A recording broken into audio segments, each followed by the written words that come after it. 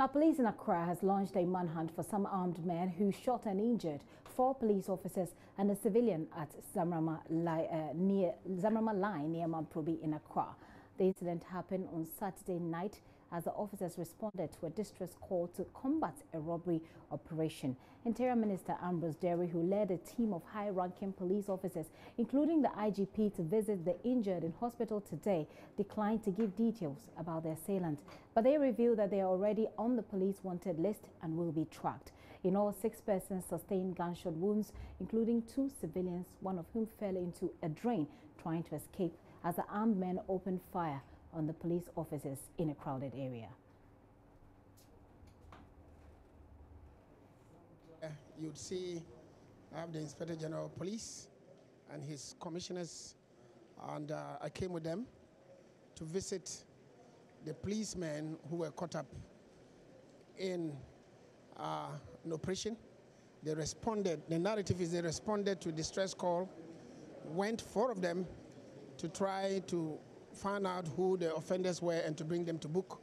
And in the process, they were shot at before they could react.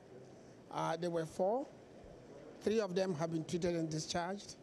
And the most critical one, as we saw, is recovering. We want to thank, on behalf of the police, on behalf of the ministry, and on behalf of the president, the doctors who took good care of these service personnel and got them discharged. And we believe that the same care will get a 4th policeman also discharged. But they were not alone. They were not the only victims. There were civilian victims, I'm told 2 of them. And we've just gone to see the woman who, in trying to escape, injured herself in the knee, and she is also recuperating. I've discussed, and the police is going to pick up whatever bill is beyond her coverage of the health insurance, and we are at least happy that there's been no loss of lives, and we're looking forward to getting our officers back. But as in every operation, we're going to review what transpired. The police will do so. They have standard operating procedures. We're going to find out what happened, and whatever went wrong, we know who right. But whoever did it, we know, the police know, and I want to assure all Ghanaians that will be pursued and brought to justice within the confines of the law. It means the one who the police officers went there to arrest initially are still on the run? Well, the narrative is that they were called that the armed robbers had gone to attack a place, and they were trying to find out the place. Sometimes the information that's given is not precise, and when they got there, in trying to find out where the location was, they were surprised by this person who I believe the police know, and he shot them in circumstances that the police thought it was not reasonable to react because there were civilians there, and the reaction could have led to a lot of collateral damage and maybe deaths. But that is the narrative. The IGP and his men are going to look at it, and we will examine it, we investigate it, and at the end of the day, we will come out with things that will make us perform better the next time. Interior Minister Ambrose Derry there on the seeming distrust and lack of confidence among some Ghanaians towards operations of the police service. The Interior Minister says the public must have a balanced view of his men. He says a number of the officers are doing well considering the overwhelming challenges they're confronted with. The policemen are doing a lot of good, and we would appeal to the public to have a balanced view of the activities of the police. Yes, no policeman goes out there to shoot, to kill. No. The idea is to bring whoever has committed an offense to justice. But in every circumstance, there is provision for reasonable use of force. And just as we had in the unfortunate situation in the Ashanti region, we are awaiting the outcome of the investigation that's ongoing. In every situation, we investigate. And then we try to come out with solutions that will let us do better. The police are under a lot of challenges. The police have been working with a lot of, obstacles. Right now, the UN says that we should have 1 policeman to 500 civilians. In Ghana now, it's 1 policeman to 848. Beyond that, the president is working hard with his extra budgetary provision to arm them. Working hard to make sure that we invest in training their professionalism and making hard that we take care of their welfare. You realize that within the last few times, we've made sure that all promotions outstanding have been effected. We've made sure that people who lost their lives and were injured in the course of their duty, pending since the early 20s, we've had over 122 now being attended to. We've just been to commission, building to be able to deal with them. And we think that we all need to support the police.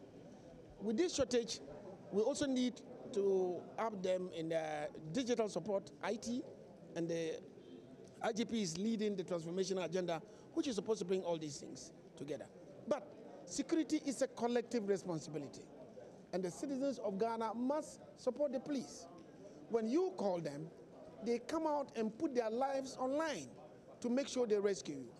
So please, let's give sufficient and accurate information, and we shouldn't see the police as adversaries. They are our friends. Yes, it's a human institution. They make mistakes sometimes. When they do, we will be the first to bring them to book. But the Ghana Police Service is doing a lot of good, and we would continue to work with the public to make sure that we continue to render the service. Finally, Honorable, how do you deal with issues about professionalism among your men? Well, thank you very much. The police has its own internal mechanisms that they use. Let's take what happened in South Sudan. The police have interdicted the officers concerned, and they are investigating. The unfortunate incident of the policeman beating up the woman in the banking premise. You know, IGP took immediate interdiction, being investigated, administrative action, criminal investigation going on. Yes, we are open to independent investigations, just like in the case of Kumasi. But whether there are independent investigations or not, the police does review every activity that it goes through.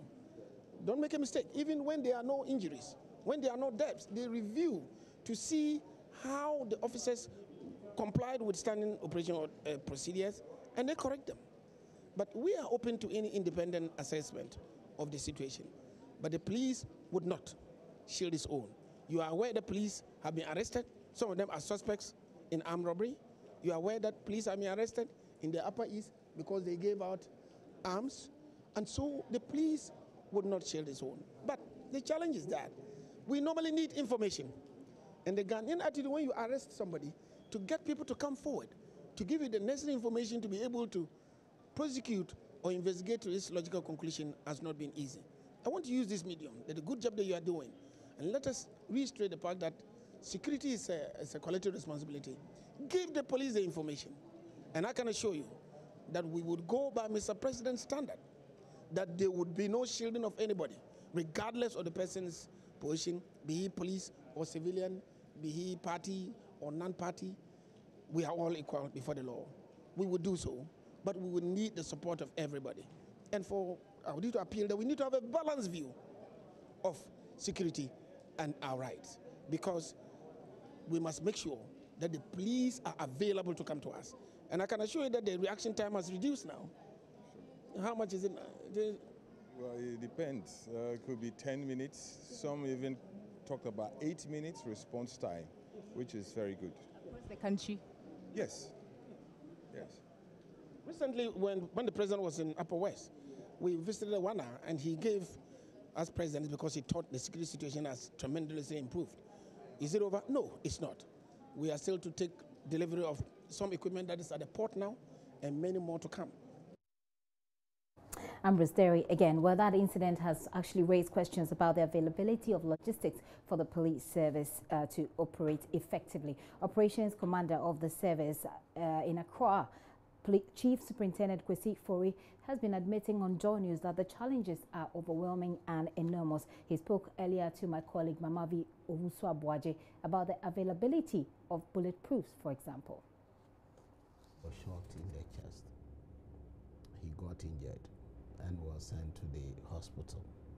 Yes, as part of our accoutrement, for personnel, we do supply them aside their weapons and all the facilities that they need in patrolling, including bulletproof. we have, but it's not, enough for all of them. We agree. And I so these officers were not in the bulletproof vests? Internally we are looking at it, but I cannot say that they are without, because. But as an ordinary person, if a police officer was shot in the chest and it affected him, he's in intensive care. In fact, he had to undergo some surgery as well. Oh yes. Then I would want to believe that he was not wearing a bulletproof vest. That we are very grateful to the doctors, for the kind of work that they did, bringing all the specialists and making sure that they stabilize him. But that also suggests to me, as an ordinary person, that he was not in the bulletproof vest. Yes, as an ordinary person. Yes. Yeah, we may look at it. I think, as I said, we are looking at the circumstances and events, developments, happenings, and we may come to a conclusion as to what exactly happened. But let me remind you that not all officers have that vest. Because you don't have enough. We don't have enough. So that one is a fact. If they were to detect it earlier, they would have given them the appropriate force response. So have you made any by arrests? Subduing them. Have you made any We arrests? are investigating. We are trying to put our lookout procedures into order, and I tell you, we're going to get them. We have the capacity and the strength. We have the capacity and the strength to take them. Because Chief Superintendent Kwesi Fori speaking to Mamavi Owusu-Aboagye earlier.